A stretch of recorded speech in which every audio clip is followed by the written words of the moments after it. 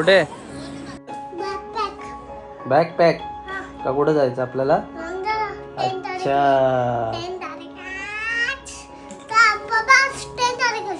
Yes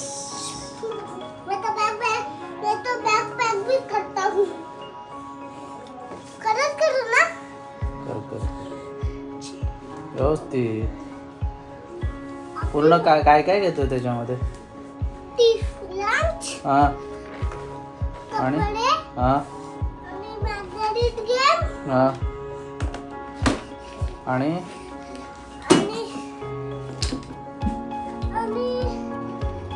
आणि काय हा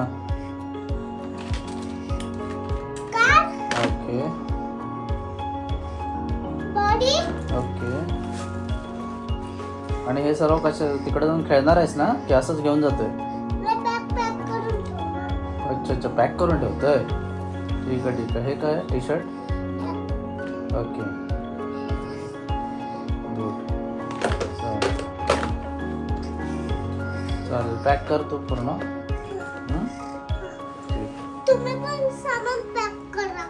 मी पण करतो. माझं 2 मिनिटाचं काम आहे. मी काय लगेच करू शकतो.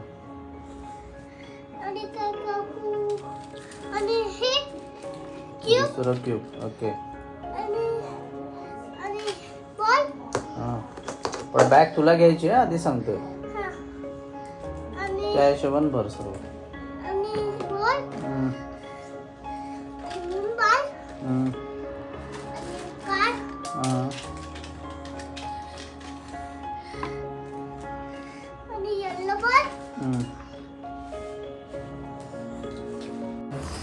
सो नमस्कार मित्रांनो, आपण चाललो आहोत कोकण म्हणजेच रत्नागिरी लांजा येथे आपल्या गावी. सो सकाळची आमची जनशताब्दीची ट्रेन आहे ठाण्यावरून. सो अर्णव पण लवकर उठला, मी पण लवकर उठलाच आणि आम्ही रेडी होऊन आत्ता निघालो आहे ट्रेन पकडण्यासाठी. आणि अर्णवची एक्साइटमेंट तुम्ही बघू शकता की किती तो एक्सायटेड आहे तो लांजाला जाण्यासाठी. सो आम्ही आता रेडी होतोय ट्रेन पकडण्यासाठी.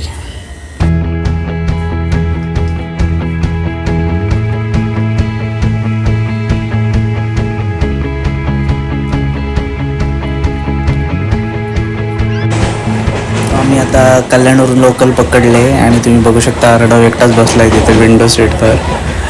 आणि एवढा सकाळ तो उठत नाही, पण त्याला गावी जायचं म्हणून त्याची जी चाललेली धावपळ आहे ती तुम्ही बघू शकता की तो किती आनंदी आहे तो आज.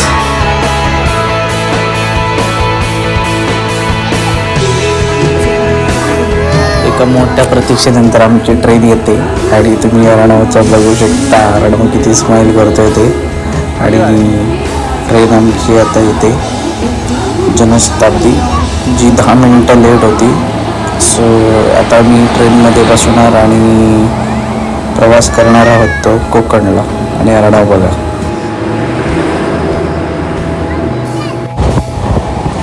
ट्रेनमध्ये बसल्यानंतर आम्हाला थोडी झोप लागली आणि आता आम्ही उठलो होतो डायरेक्ट. आत्ता वाजले सकाळची 8:30 आणि तुम्ही बाहेरचा जर नजारा बघितला तर सर्व ठिकाणी एकदम ग्रीनरी झाले आणि त्याच्यातून वाट काढणारी आपली जनशताब्दी.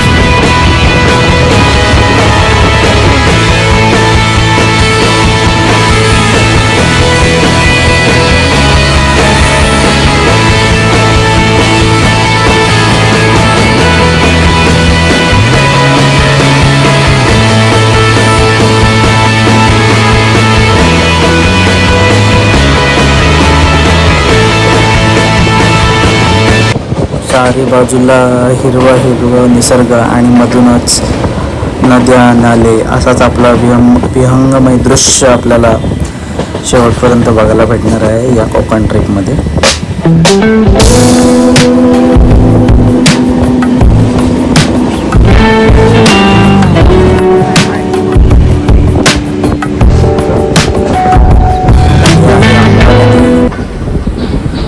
पाऊस पडल्यामुळे पाणी जवळजवळ एकदम लाल झालेलं आहे, पण दिसणारं जे दृश्य आहे ते पावसाळ्यातलं एक वेगळीच मनाला प्रसन्नता देते.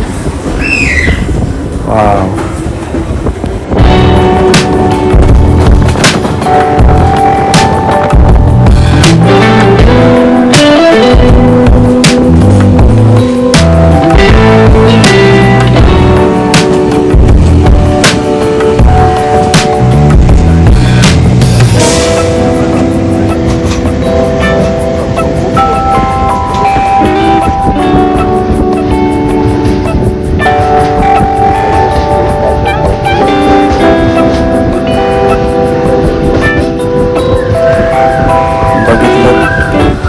असा नजारा बघून असं वाटतं की आपण कुठेतरी स्वित्झर्लंड वगैरे त्या साईडला गेलो.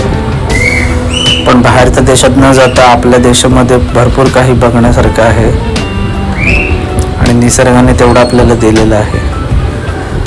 तर तुम्ही बघाल की खाली हिरवगार निसर्ग, वरती आकाश आणि मध्येच फॉग आणि त्यातून जाणारी आपली ट्रेन. अतिशय सुंदर दृश्य.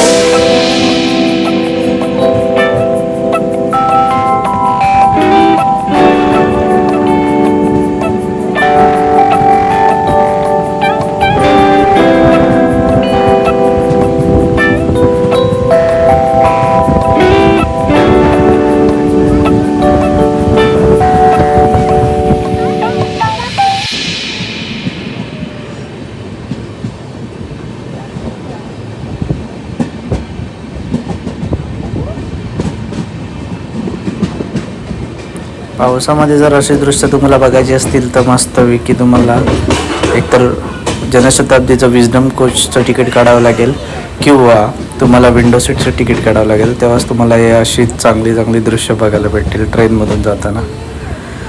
किती भारी वाटतं हे.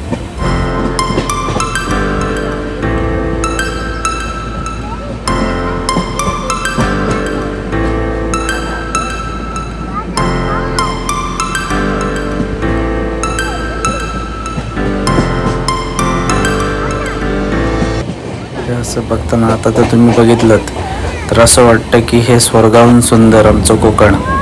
अतिशय सुंदर असं किती एकदम म्हणजे कॅमेऱ्यात टिपण्यापेक्षा आपण असं बघतच राहावं असं वाटतं अशा दृश्यांकडे. सावित्री नदी आपल्याला लागलेली होती ती.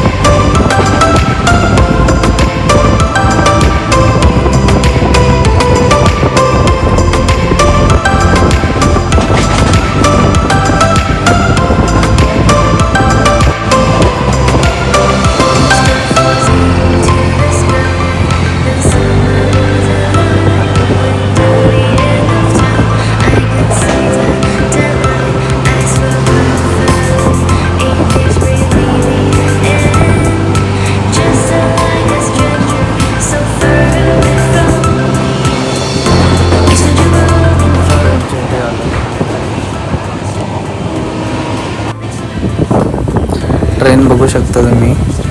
स्पीड एवढं नाही आहे पण आहे बऱ्यापैकी. पण लेट पण झाली आहे आज ट्रेन. तुम्ही बघू शकता ट्रेनचा फर्स्ट कोच पण दिसतोय. आणि इंजिन पण. मी असंच थोडंसं उभं राहिलो आहे आणि हा आता आपण लगभग पोचलो आहे ते संगमेश्वर, नियर बाय संगमेश्वर. आणि हा आपला हायवे NH66 आणि त्याच्यावरतून जाणारी ही आपली कोकणची जनशताब्दी.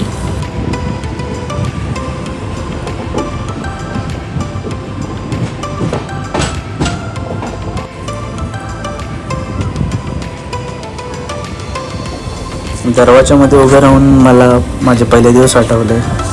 आम्ही असेच मित्र असे दरवाजामध्ये उभे राहून किंवा दरवाजामध्ये बसून जायचो आणि असंच बघत बघत बघत असं जायचो.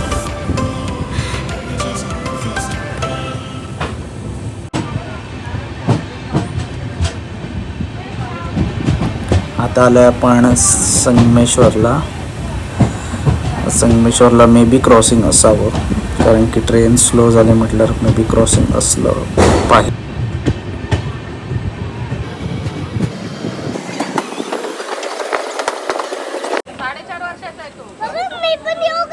कुठे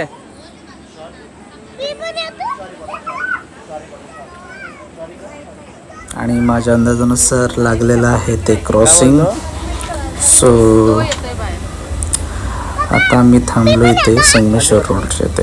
अर्णव पण येतोय बाहेर.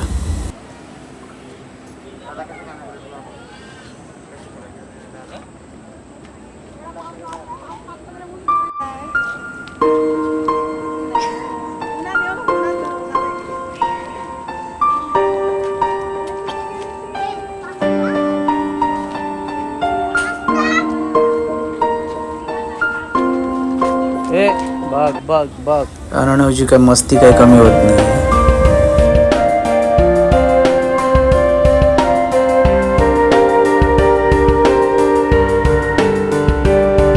ट्रेन लेट तर आहेच आणि त्याच्यावरती क्रॉसिंग पण, त्याच्यामुळे अजून लेट झाली ट्रेन. आणि आता बघूया अजून किती वेळ लावतं ते. आणि फायनली समोरून ट्रेन येते जी क्रॉसिंगसाठी थांबवली होती आम्हाला. आणि आता ही गेल्याच्या नंतर आपली लगेच ट्रेन रवाना होईल रत्नागिरीकडे.